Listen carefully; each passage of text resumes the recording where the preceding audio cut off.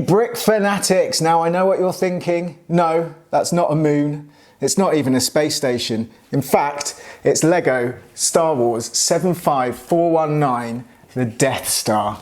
The first set to break the $1,000 barrier, and it's pitched at Lego's most expensive set of all time. When you release a set that's going to be your most expensive of all time and something that's breaking a $1,000 barrier, it can't just be any normal UCS set. It has to be absolute perfection. It has to be one of those sets that's a once in a decade masterpiece, the kind of set that's looked back on in years to come as a true standout marquee moment for the Lego group. Have they delivered that?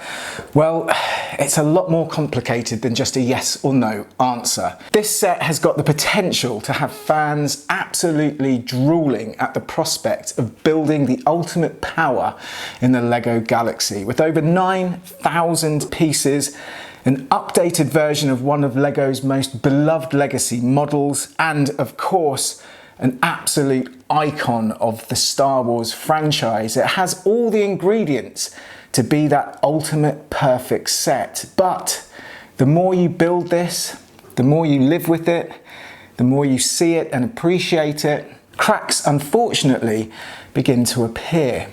It's at once both absolutely jaw-dropping and head-scratching at the same time. Well, the first impressions are suitably grand. This set comes, as you'd expect, in a gigantic box. The artwork is sublime, as always with UCS sets.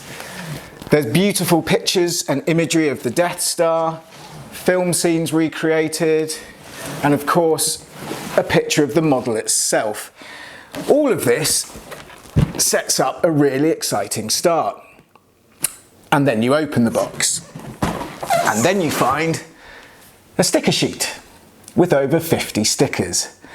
Now, the debate about printed parts versus stickers has gone on for as long as Lego has been around, and frankly, it's quite boring. But when you're talking about the most expensive set of all time, it shouldn't even be a conversation that we're having. They should just not even be included. Every single piece should be printed, should feel expensive, should feel exclusive. This should be the greatest Lego experience of all time. And within seconds of seeing that sticker sheet, it's slightly tainted. It's not just disappointing.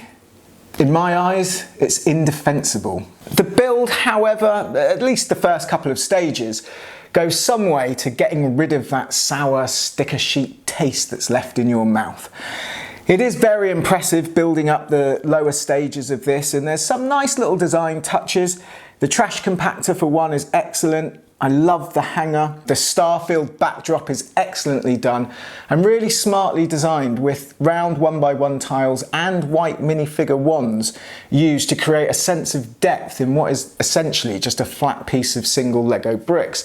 It actually looks pretty smart, and I quite like that. And there is something instantly enjoyable about building recognizable parts of the Death Star. I mean, it is such an icon of the Star Wars franchise that even building the little chevron arrows in the hangar or the little gap that's down here just conjures up imagery from the film and immediately transports you back into that galaxy far, far away. There are clever techniques spread throughout. Ball and socket joints go together to create the hinged parts that are needed for the curvature of the sphere. Walls are slightly angled with hinge and bracket joints, creating a nice sloped angles. Sections such as the Imperial meeting room, the detention center, the laser control room, the tractor beam are all excellently done. There's nothing that you could say that isn't well designed in this set. However, the controversial part about the build, and in fact the whole model itself, is that this isn't really the Death Star. It's more a slice of the Death Star. It's like the Death Star sort of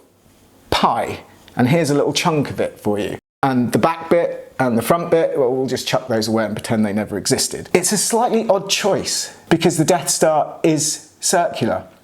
It is round. It is a sphere. I'm all for this kind of vignette style display, but the back would have been amazing had that been a sphere, giving you the option to either display half the Death Star as a sphere, as the battle station, or swinging it around and having the insides. Or even better would have been to have maybe half the size of this model, had the complete sphere, one that you can open up, and inside are just a few select vignettes, a few iconic scenes, rather than trying to cram everything in.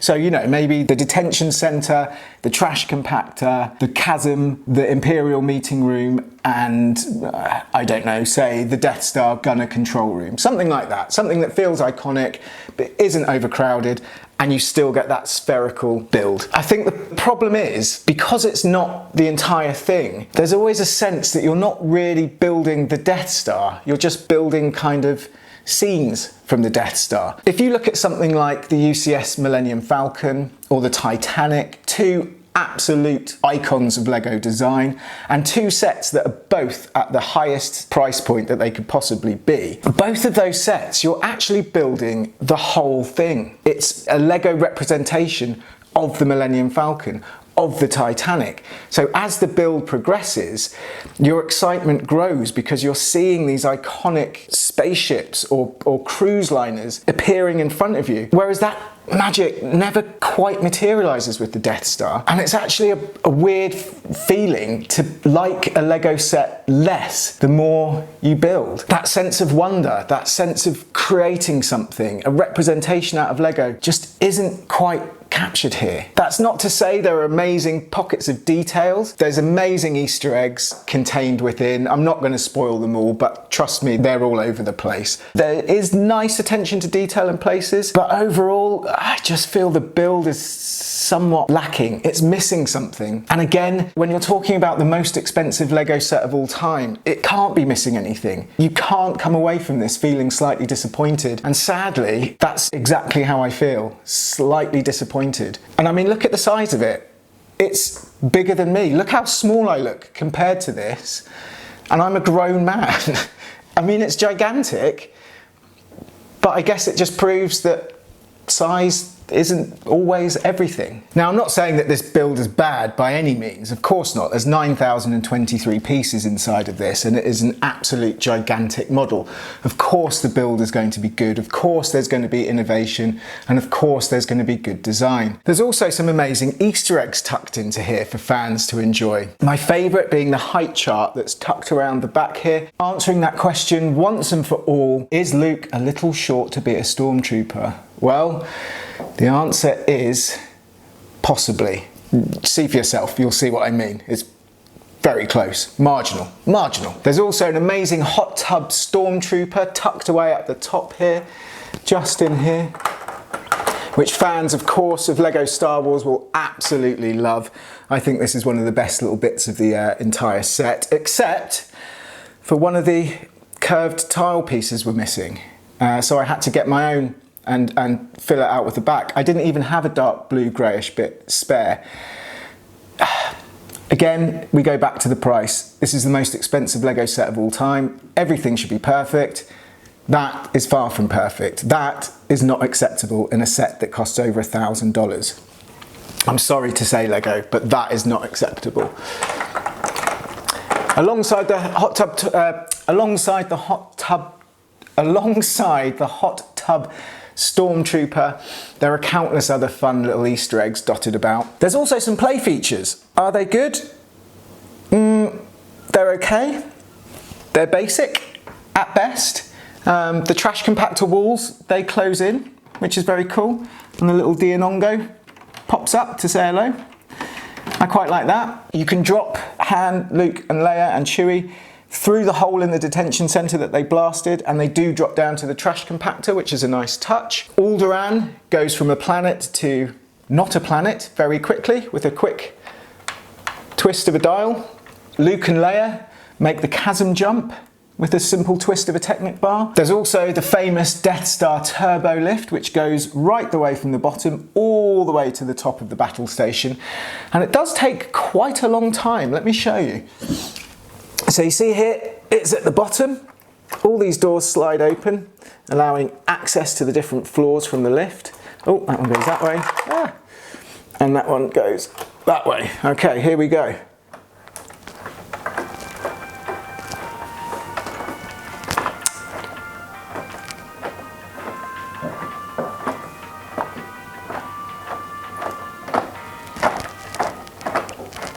Still going. Still going, 2 more floors to go. Blimey.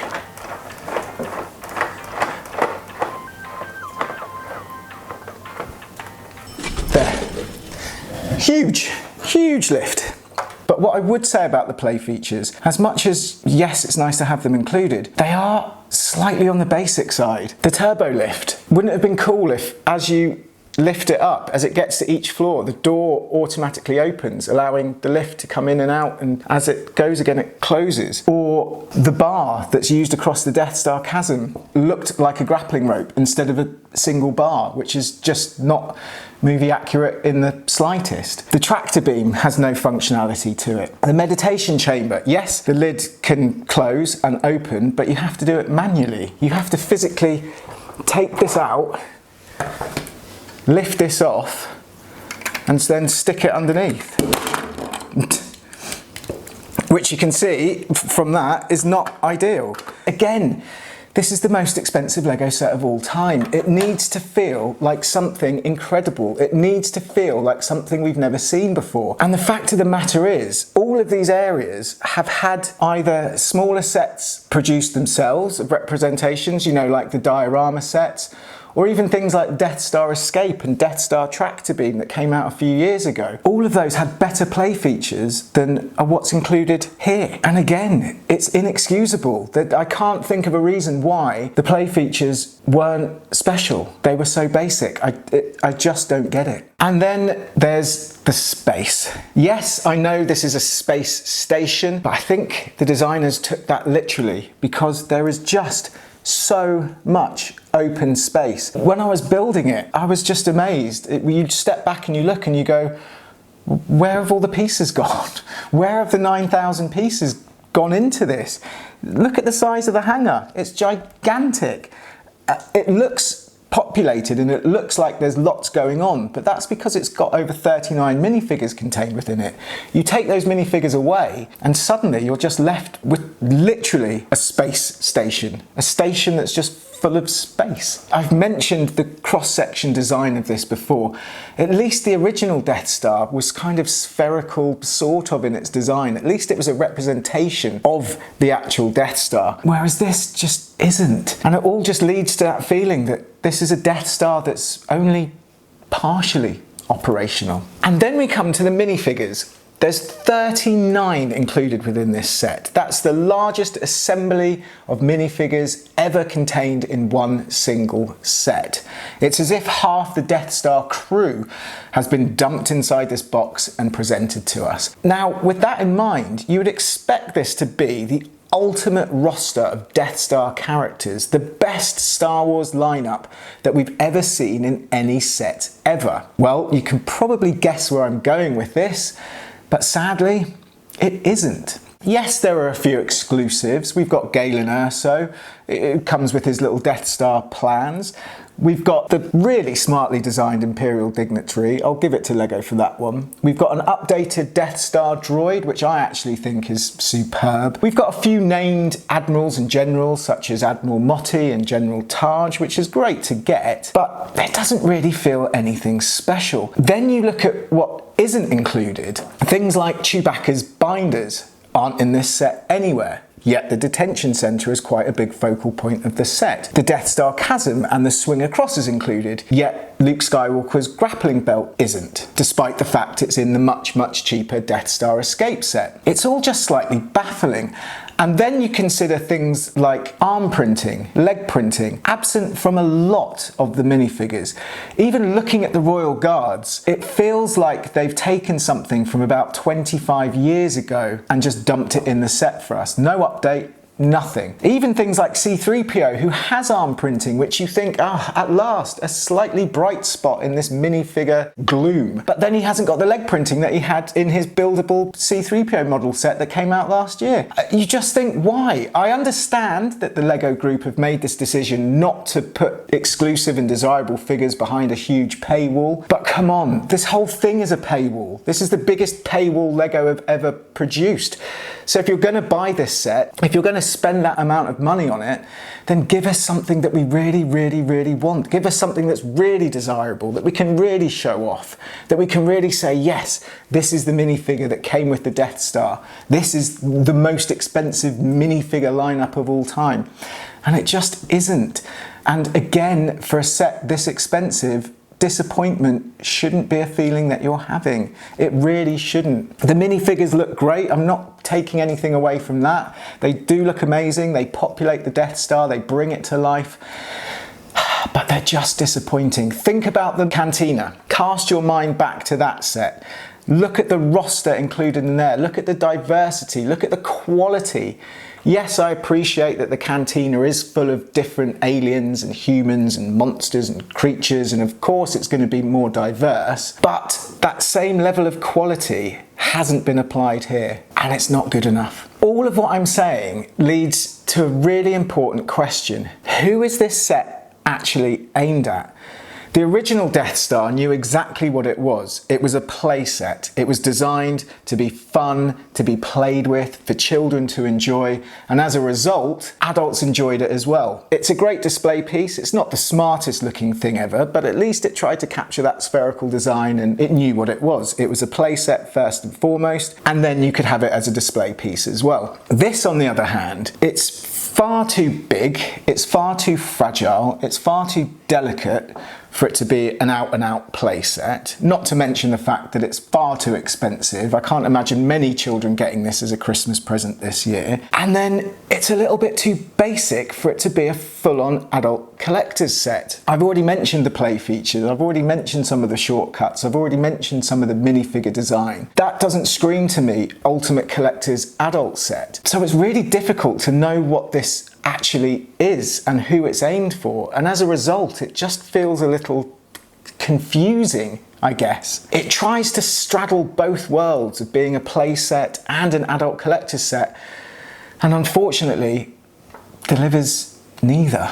I've mentioned both these sets before, the Titanic and the Millennium Falcon. Both of those highly expensive sets, but in my opinion, they justified their price tag through their innovation, their design, their just sheer magic of Lego building. They were absolute pinnacles of Lego design. Whereas the Death Star doesn't quite live up to that same tag. It falls short. Had this been pitched at around the similar price to both of those sets, maybe this review would have been completely different. Maybe we could overlook some of those negatives. Maybe we could forgive some of the minifigure selection. But the fact is, this is Lego's most expensive set ever, and it isn't around £750. It's a lot more. And so it does come under that level of scrutiny. It does sit under the microscope more than any model's ever done before, and it just falls short. It's just lacking, and I just feel disappointed. I know I've said that before, but there's no other word for it. It's just a little bit disappointing. And that all brings us to an uncomfortable truth. Should Lego even be releasing a set pitched at this price point, especially in this current climate? Yes, I know that the Lego Group's profits keep increasing year by year, but that doesn't mean you have to release a set that breaks $1,000 barrier. I mean, it could be justified if every single thing was flawless, if the build itself silenced criticism, if the set was so good that the cost becomes an afterthought. But the Death Star isn't that. Stickers, basic play features, recycled minifigures, under the harshest scrutiny a Lego set has ever had. Unfortunately, the Death Star reveals its most fatal flaw. Now look, I don't just want to sit here and churn out negative after negative after negative, because that's not fair and that's not what my reviews do. I like to be as balanced as possible. And for all the negatives that this set does have, it also has a hell of a lot of positives to talk about. As an update of a UCS set, it's probably the best updated UCS set of all time.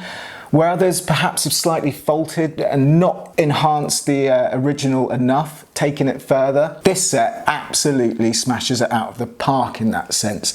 Every single element from the original Death Star has been upgraded, improved, enlarged, and just basically made better. And that's some achievement. The Imperial Shuttle, for example, is a wonderful side build. Easily better than the little TIE fighter, Darth Vader's TIE fighter that we got in the original. The trash compactor is actually, the trash compactor is not as good.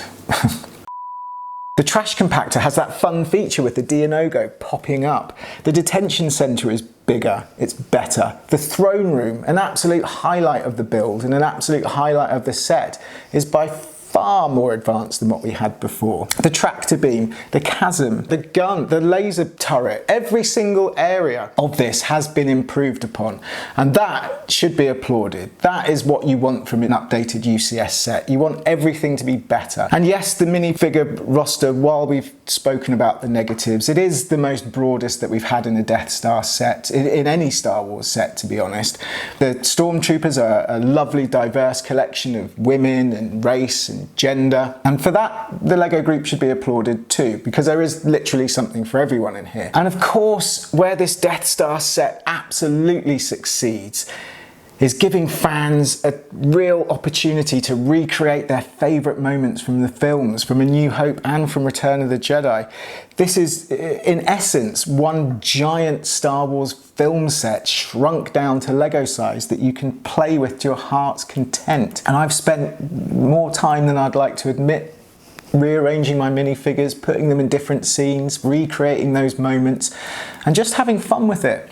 And ultimately, that's always what Lego should be. Fun.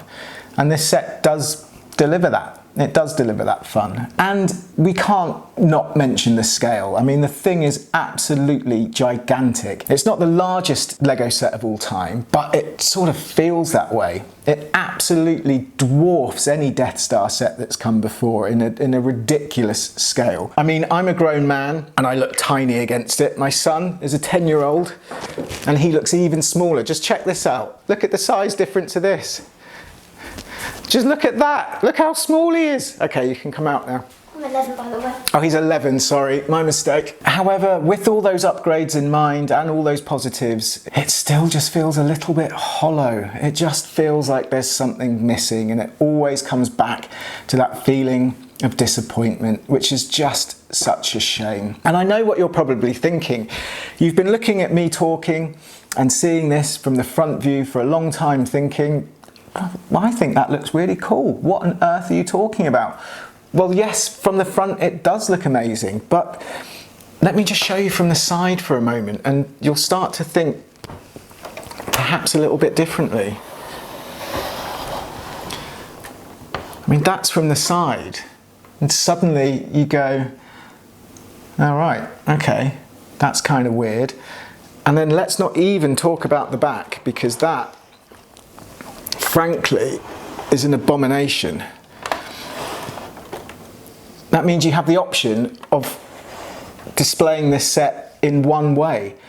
I go back to the Titanic, I go back to the Millennium Falcon, the AT-AT, the Razor Crest, Luke's Land Speeder. You could display those any way you wanted. Front on, side on, upside down, from the back. Any way it would look good. Whereas the Death Star, you have one option. I mentioned it before. Why is this not encased?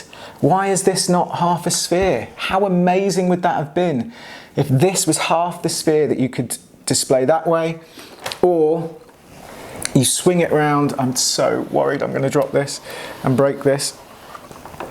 Or you swing it around and you have it that way. I mean, it just feels again like a missed opportunity. For the most expensive Lego set of all time, there shouldn't be these questions, there shouldn't be these regrets, there shouldn't be these, oh, well, you should have done that, you should have done this. It should be out of the box and the most incredible set of all time. And sadly, it just isn't. Now, there's no denying the spectacle, the sheer awe, the scale of this thing is so impressive. The front-on silhouette is dramatic. The Emperor's throne room is stunning. The little Imperial shuttle is a magnificent little side build for what it is. And there are pockets of ingenious design and wonder in this set. But it's not the masterpiece it should be.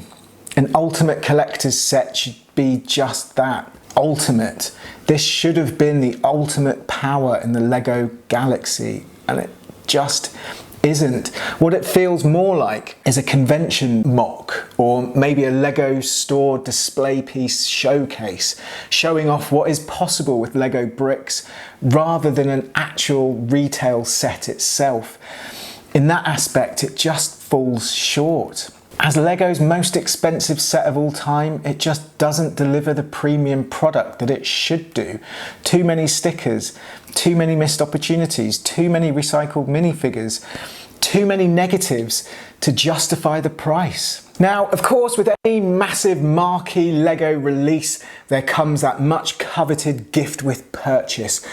That set that has fans jumping over one another on day one, desperate to get hold of that exclusive set that comes with their marquee purchase. Well, this is no different, and there is a gift with purchase available. The only problem is, it's a bit rubbish, if I'm brutally honest. It's a TIE fighter. It comes with 2 stormtroopers.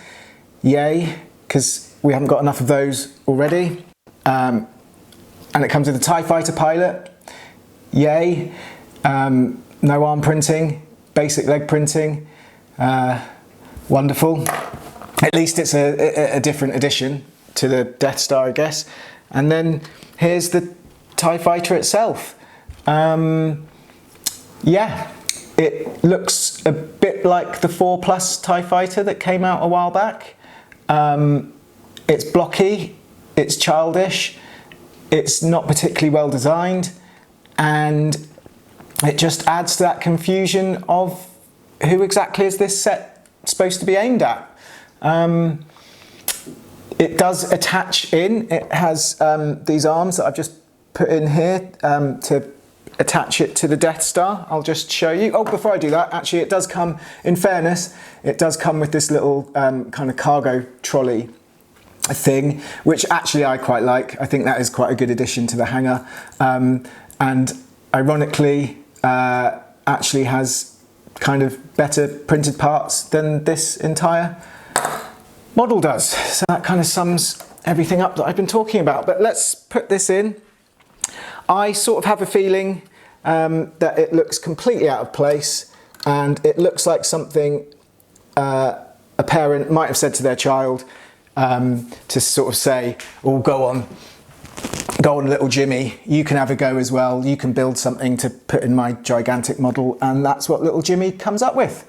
Massively out of place, not desirable in the slightest, not going to encourage fans on day one, and just adds to that overall feeling of disappointment in this whole set. So yeah, thanks. But there will be some fans that will want to have this as the dominant display piece in their Lego room or anywhere around the house. It will be impressive, it will be a talking point, but the harsh truth and the harsh reality is, for most fans, your money and your time is probably going to be better spent elsewhere. This is not the ultimate Lego Death Star that you were looking for. Now, I love Lego. I've always loved Lego. It's a passion of mine, and I really don't like being that negative towards Lego. But I think this set has more than justified the criticism. Take with it what you will, make your own mind up. If you do purchase this, you will be satisfied, I guess. You won't be amazed. You won't be absolutely ecstatic about your purchase, but it will be a huge talking point. So if you do purchase this, good luck. I hope you have fun. Remember to use our affiliate links to buy your Lego, and please support the work that Brick Fanatics does by clicking on the links, by visiting our site, and by continuing to watch our videos. Please like and subscribe, and me or Matthew will see you next time.